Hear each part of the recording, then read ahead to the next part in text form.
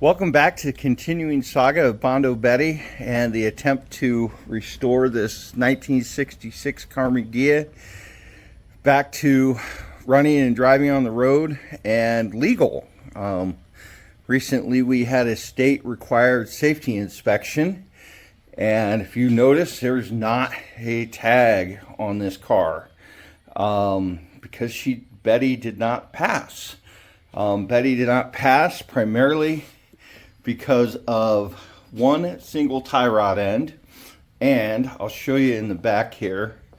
We have some welding that we still need to do. The person who inspected this, which I do trust him, he wants to see that fixed. As you know, sorry about that. We did a lot of welding in the cabin prior to this. On the floors, and yeah, so we got to do the ball joints and tie rod ends. We don't have to do the ball joints, but I figured since we're gonna get in here and do this, that we might as well replace all the ball joints, replace all the tie rod ends with new parts, and just be done with it. Today we are going to start taking things apart.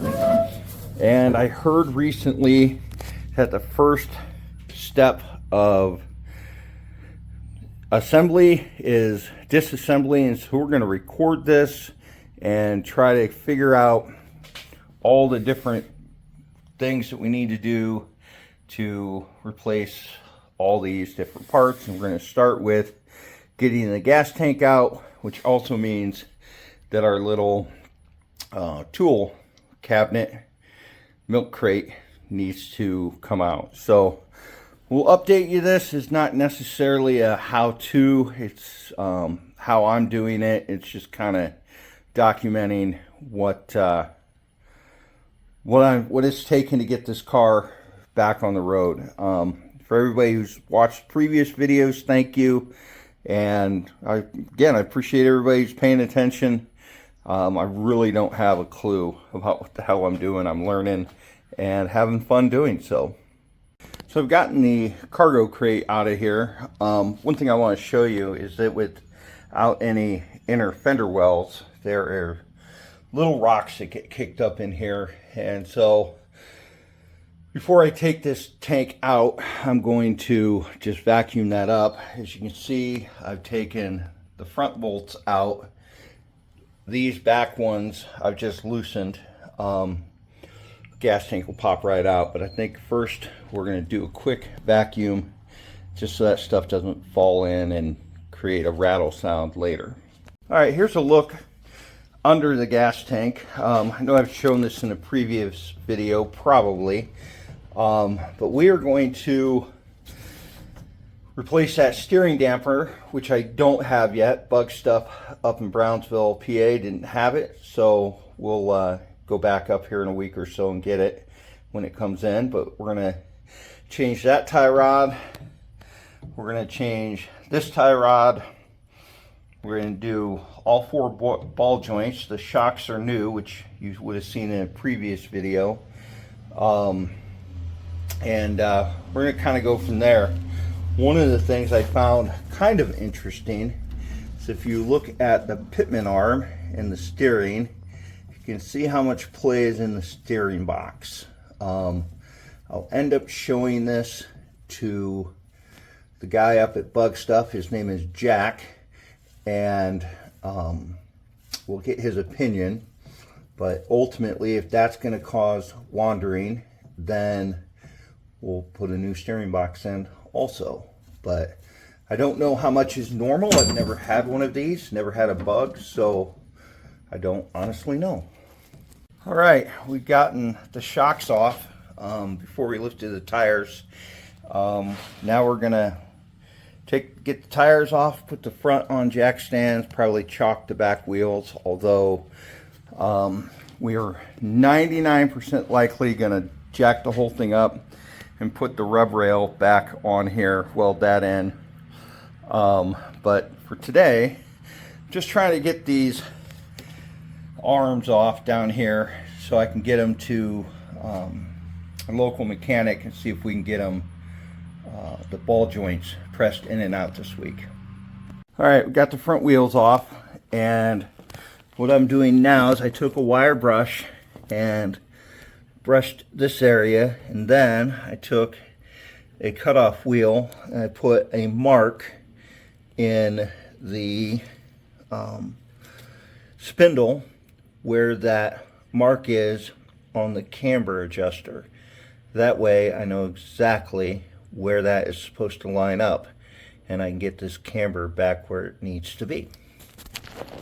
I've taken off the nuts off the ball joints. I had to take this tie rod end out in order to get this off. Now, I did not need a special tool. I just used that hammer and everything pretty much just popped loose. I might have spoke too soon. The bottom ball joint's still stuck on there, but this top one came off really easily. So we're going to pound on this for a second and see if we can get it loose. Okay, I can't get this ball joint loose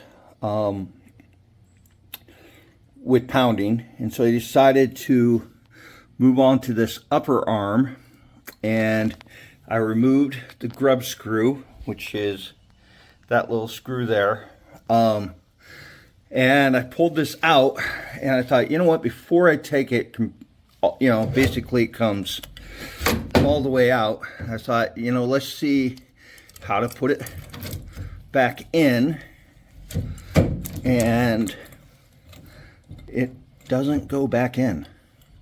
So gonna have to figure that out. Might have to ask some questions. I went and got a ball joint remover. I'm pounding the hell out of this. I've taken the boot off with the razor knife. I just cannot get this thing off of here. Definitely struggling. It's all part of the fun.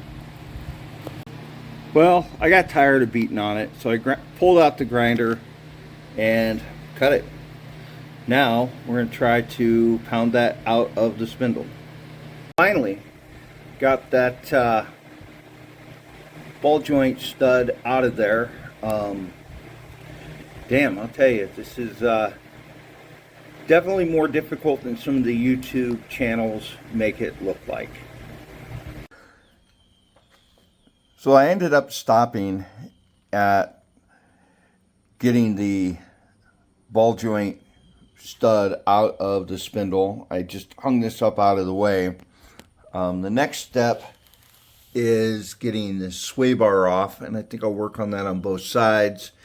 And then we'll get this spindle off, and then we'll come over here and work on this side. It's a rainy day today. Not quite as hot as it was, but yeah, we need to just try to make hay while I have a day off today. So let's see what we can get done. When in doubt, grab the grinder. I couldn't quite figure out how to get this clip off. There's a tab behind there, and you're supposed to bend that down and then push this clip off that way, and I just like, screw it, let's cut it off. These clips are available, bushing kits are available. It's not that big a deal. I got the bottom torsion arm off, got the sway bar off. I still need to take out this tie rod, but that comes out over there. I did take a wire brush, clean that piece of metal off, and then just gave it a coat of quick paint before it rusts up too bad. But time to move on to the other side. If we run into any major problems, I will show them to you. So I decided I was going to take off all this steering gear before I try to remove the ball joints from that side. And as I cleaned this off with a wire brush, look at that little tab that they made for the steering dampener so it wouldn't back off. That's actually pretty ingenious, and I think we'll do that when we put it back together. Okay, struggling to get these two tie rod ends off, and so I went to the auto parts store and got this tie rod end ball joint separator, and we're gonna give it a try. As you can see, the tie rods are now out. That tool is definitely the ticket. And now I'm going to try to remove this camber adjuster by using this tool.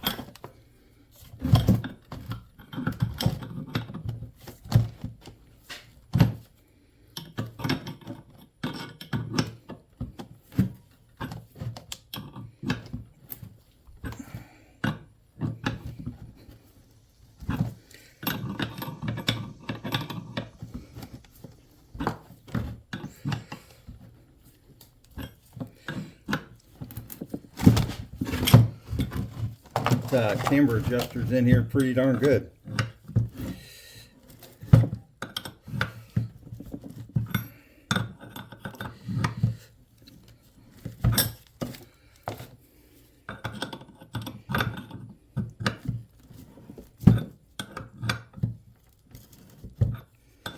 Wow, there we go.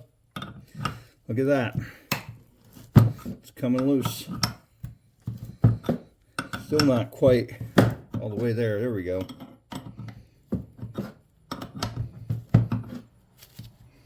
Still tension on it, remarkably.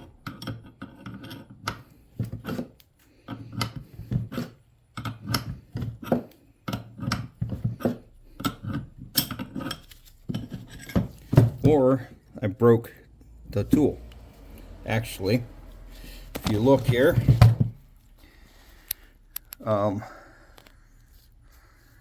the tool's broken right there. Well, you can see there's a little ball and spring assembly, and I broke it off. I think the tool is still usable. I think I'm gonna have to cut this ball joint off though in order to make this work, because that yeah, that's not coming off of there. One other thing I just noticed is the slot on this one is this way, and the slot on the other one is kind of a little bit different direction. So I'll make sure before we do anything, we'll mark this spot and this spot over here on these ball joints, because those are definitely directional. Wow. Of course, nothing is ever easy. This grub screw right here is struggling to come out, and this wrench, which is the correct size, or at least it was for all the other three of them, it's stripping out the Allen head. So I think what I'm going to have to do is tack weld this to that in order to break it loose. I mean, I don't know what else to try to do. Yeah.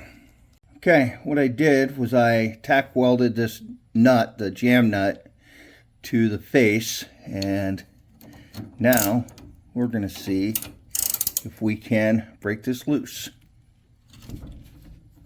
And I broke the weld. So we're going to try that again. All right, we welded some more on there, and that works. We got it.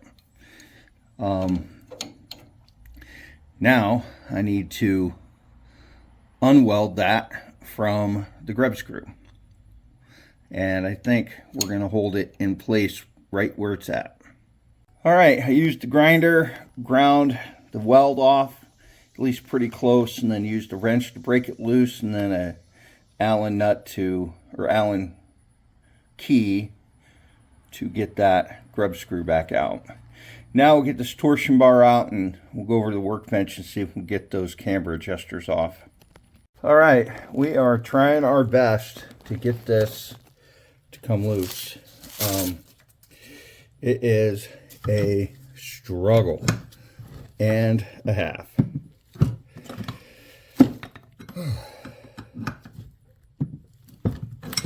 I did get, as you can see, that one. I got the other one off.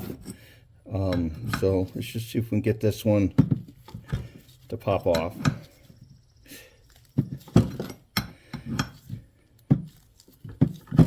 Ooh, it looks like it wants to go.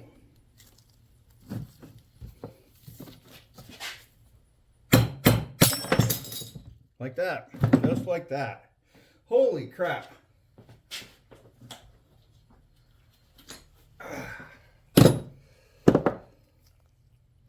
All right, I'm going to do a wrap up here. This pickle fork was essentially worthless. That tool is the tool I needed, not just to get the bottom ball joints out, but to get these camber adjusters out and the tie rods out of the pitman arm. I'm going to do a little bit of cleanup here and wire brush this pitman arm here and basically get ready to call it quits for the day and start another day. And so we'll just make this a two-part video, but yeah, it helps to find the correct tool. Thank you for watching. Ta-ta for now.